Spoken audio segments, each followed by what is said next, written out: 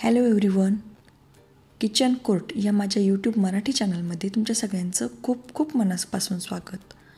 आज आपण पुरणपोळी कशी बनवायची ते पाहणार आहोत. पुरणपोळी अगदी साध्या सोप्या पद्धतीने आपण बनवलेली आहे आणि पारंपरिक पद्धतीचा वापर करूनच आपण ही पुरणपोळी बनवलेली आहे. चला मग पाहूया आपण पुरणपोळीची रेसिपी. इथे मी कुकरमध्ये 3 वाटी पाणी मोजून घेत आहे. जेवढं पाणी त्याच्या अर्धी आपण डाळ घेणार आहोत. इथे मी 3 वाटी पाणी घेतलं आहे आणि ते पाणी मी गॅसवर गरम करण्यासाठी ठेवत आहे. पाण्याला छान उकळी आली की आपण त्यामध्ये डाळ टाकणार आहोत. 3 वाटी पाणी घेतलं आहे म्हटल्यावर आपण इथे 1.5 वाटी डाळ घेणार आहोत. तुम्ही पाहू शकता मी 1.5 वाटी त्याच ज्या वाटीने मी पाणी घेतलं त्याच वाटीने मी बरोबर डाळ मोजून घेत आहे. ही डाळ आपण स्वच्छ धुवून घेत आहोत.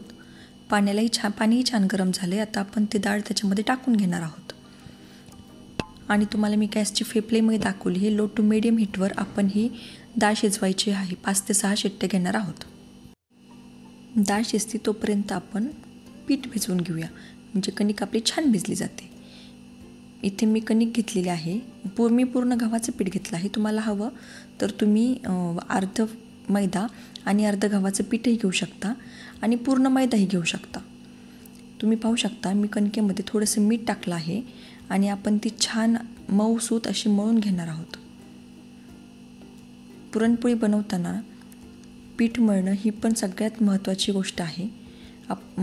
कणिक ही जास्त पातळ किंवा जास्त घट्ट दोन्ही नाही झाली पाहिजे. तुम्ही पाहू शकता मी अगदी छान मळून घेतलेली आहे ही कणिक आणि तुम्हाला मी कन्सिस्टन्सी दाखवत आहे. थोडासा तेलाचा हात लावून घेतलेला आहे मी आत्ता आणि तुम्ही कन्सिस्टन्सी पाहू शकता. अतिशय छान अशी झालेली आहे आपली. जास्ती घट्ट नाही आणि जास्त पातळही नाही. आणि आपण ही झाकून थोड्या वेळासाठी साईडला ठेवून देणार आहोत. आता आपलं तोपर्यंत पुरणही छान शिजलेलं आहे. तुम्ही पाहू शकता इथे मी मध्यम आचेवर 7 ते 8 शिट्ट्या घेतलेल्या आहेत. आणि आता पाहूया मग आपलं डाळ कशी शिजली आहे ते. डाळीमध्ये पाणी राहणं तेवढंच महत्त्वाचं आहे. तुम्ही पाहू शकता इथे माझं छान पाणीही राहिलं आहे जे आपण कटाच्या आमटीसाठी वापरणार आहोत. तुम्ही पाहू शकता अतिशय छान अशी डाळ शिजलेली आहे आपली आणि मी मध्यम आचेवर 8 शिट्ट्या घेतलेल्या होत्या डाळीच्या. छान अशी मऊसूत शिजलेली आहे आपली डाळ. ते डाळीचं आता आपण चाळणी ठेवलेली आहे पातेल्यावर आणि त्यातून पूर्ण पाणी आपण निथळून घेणार आहोत, जेणेकरून ते पाणी आपल्याला कटाच्या आमटीसाठी यूज होईल. डाळ आपण थोडीशी पसरवून घ्यायची म्हणजे त्या पाणी पूर्ण निथळतं. 5-1 मिनिटांनी आपली छान पाणी पूर्ण निथळून जातं.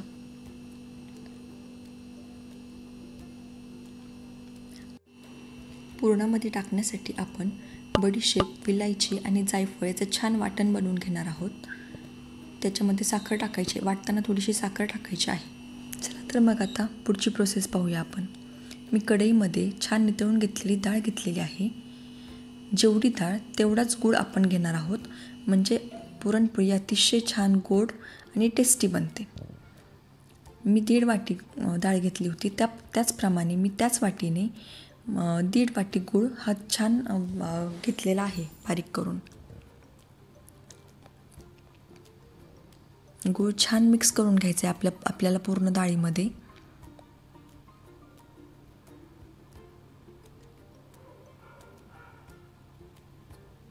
तुम्ही पाहू शकता आपला गूळ छान मिक्स झालेला आहे.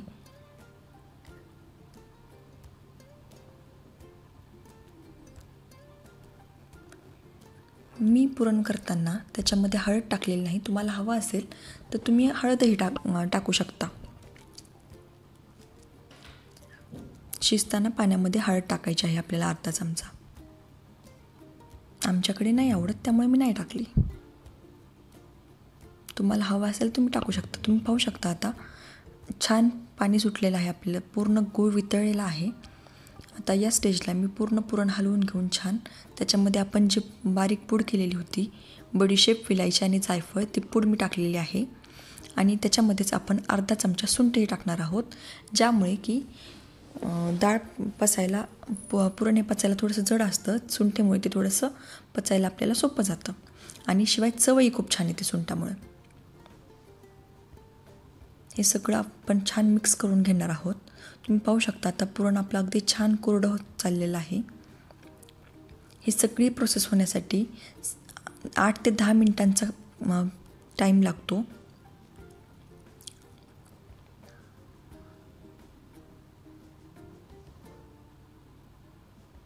पुरणपोळी ही अतिशय किचकट वाटते आपल्याला, पण ती तेवढीच छान सोपी आहे करण्यासाठी आणि खाण्यासाठी तर त्या होणार जास्ती छान. तुम्ही पाहू शकता अतिशय छान असं आपलं पुरण तयार झालेलं आहे. आता आपण ते छान वाटून घेणार आहोत आणि ते मध्येही कुठेच चिकटलेलं नाही आहे. त्यासाठी आपल्याला हलवत राहणं हेच खूप जास्ती महत्त्वाचं आहे. तुम्ही पाहू शकता मी पुरण बारीक करून घेतलेलं आहे आणि ते किती छान एकदम कोरडं झालेलं आहे. अजिबात ओलसरपणा त्यात राहिलेला नाही आहे. पुरण जर ओलं झालं तर ती पोळी फुटते आणि त्यातून पुरण सतत बाहेर येत राहतं. त्यामुळे तुम्ही पाहू शकता परतणं हे खूप जास्ती महत्त्वाचं आहे. अतिशय छान असं कोरडं आपलं मऊ लुसलुशीत पुरण तयार झालेलं आहे. तुम्ही पाहू शकता अतिशय छान गोळा होतो आहे आणि गोळा हाताला चिटकत नाही, म्हणजे आपलं पुरण खूप छान झालेलं आहे. जर हाताला खूप गोळा चिटकत असेल तर ते मग ओलं झालेलं असतं पुरण. आपली कणिकही छान भिजलेली आहे, तुम्ही पाहू शकता. चला मग आता पुरणपोळी बनवूया. मी इथे गॅसवर तवा ठेवलेला आहे गरम होण्यासाठी आणि आपण एक लगेच साईडला पुरणपोळी बनवणार आहोत.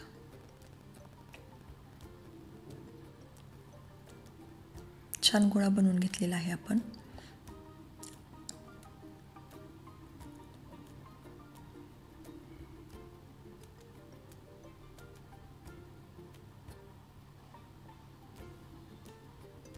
वाटी बनवताना साईडच्या कडा जरी थोड्या पातळ केल्या तरी मध्ये थोडीशी जाडच ठेवायची आहे आपल्याला, म्हणजे मग ती पोळी फाटणार नाही.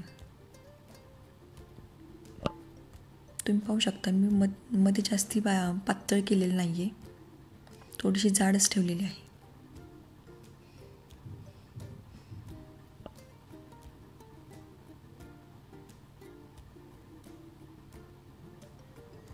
जेवढी आपण कणकेचा गोळा घेतला होता तेवढ्याच प्रमाणात आपण पुरणही घेतलेलं आहे.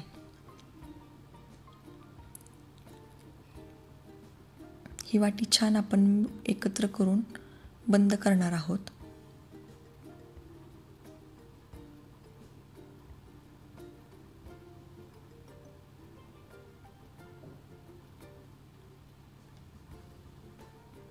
तुम्ही पाहू शकता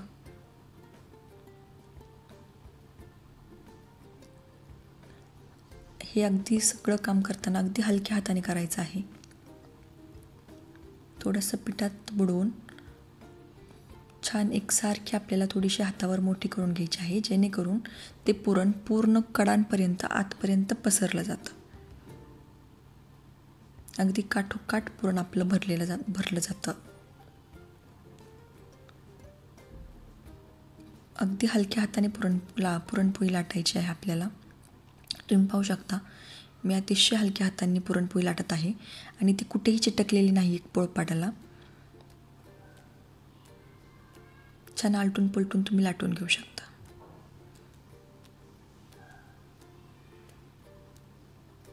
एक साईडला जाड एक साईडला पातळ किंवा मध्ये खूप जाड अशी आपल्याला पुरणपोळी लाटायची नाही आहे. पूर्ण सगळ्या साईडनी पुरणपोळी सारखीच यावी आपली.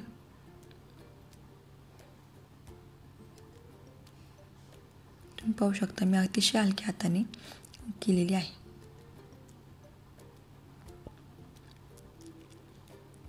तवाही आपला छान गरम झालेला आहे. मी तव्यावर थोडंसं तेल टाकून घेतलं आहे अगोदर आणि मग त्यावर आपली पुरणपोळी टाकलेली आहे. पुरणपोळी लगेच हलवण्याची घाई करायची नाही. ती छान एक साईडनी भाजल्यानंतरच आपल्याला पलटून घ्यायची आहे, नाहीतर ती फाटण्याची शक्यता असते. मी पुन्हा एकदा थोडंसं तेल सोडून घेतले. तुम्ही पाहू शकता छान वरती बुडबुडे आले, त्यानंतरच मी ती पुरणपोळी पलटून घेतलेली आहे. आणि तुम्ही पाहू शकता लगेच छान एक साईडने फुगलेली आहे आपली पुरणपोळी.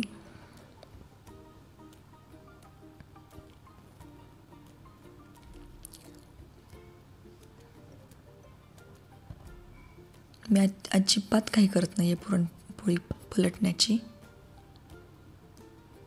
दोन्ही साईडनी मस्त तेल लावून आपल्याला भाजून घ्यायचे आहे. तेल किंवा तूप काही लावू शकता तुम्ही.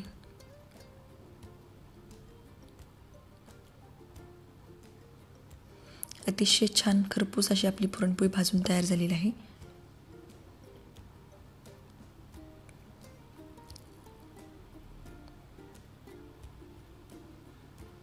छान भाजून झालेली आहे आपली पुरणपोळी. आता आपण ती काढून घेणार आहोत. अशाच पद्धतीने मी तुम्हाला अजून एक पुरणपोळी बनवून दाखवते.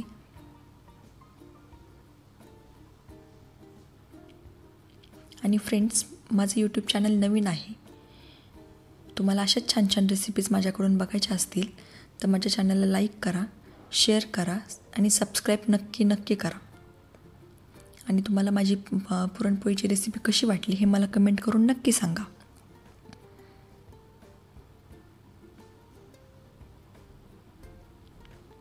तुमच्या सबस्क्रिप्शनची, तुमच्या सपोर्टची मला खूप गरज आहे. आणि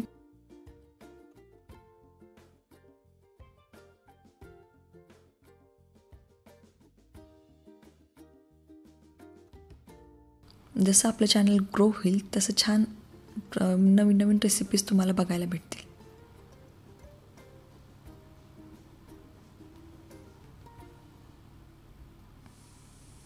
तुम्ही पाहू शकता अतिशय हलक्या हाताने मी दुसरीही पुरणपोळी लाटून घेतलेली आहे.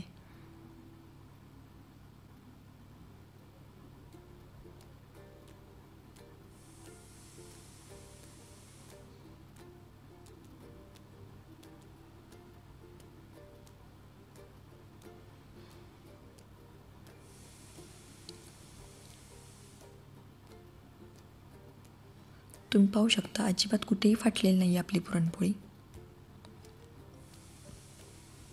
आणि तुम्हाला हवं असेल तर तुम्ही खाली पोळपाटाला कापड बांधूनही पुरणपोळी लाटू शकता. तुम्ही पाहू शकता सगळ्या साईडने आपल्या कडा अगदी सारख्या आलेल्या आहेत. कुठेच कमी जास्त नाही झालेलं नाही आहे.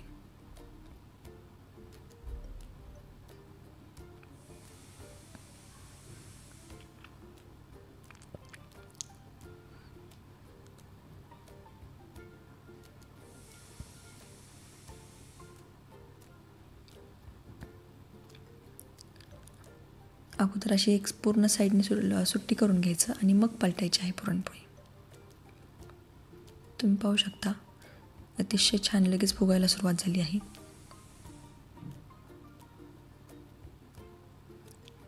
कुठलाही सण म्हटलं की पुरणपोळी ही पाहिजेच, त्याशिवाय त्या सणाला शोभा येत नाही.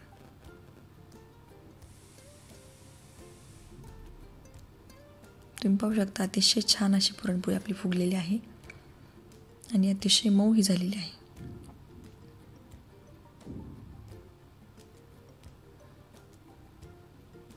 अजिबात कुठूनच पुरण बाहेर आलेलं नाही आहे आपलं.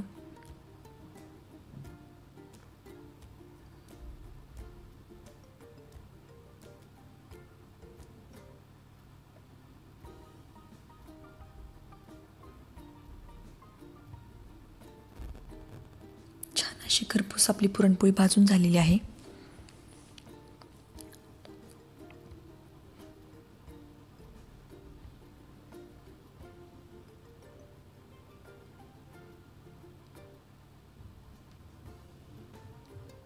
चला तर मग ही पुरणपोळी आपण काढून घेऊयात. कशी वाटली तुम्हाला माझी ही पुरणपोळीची रेसिपी?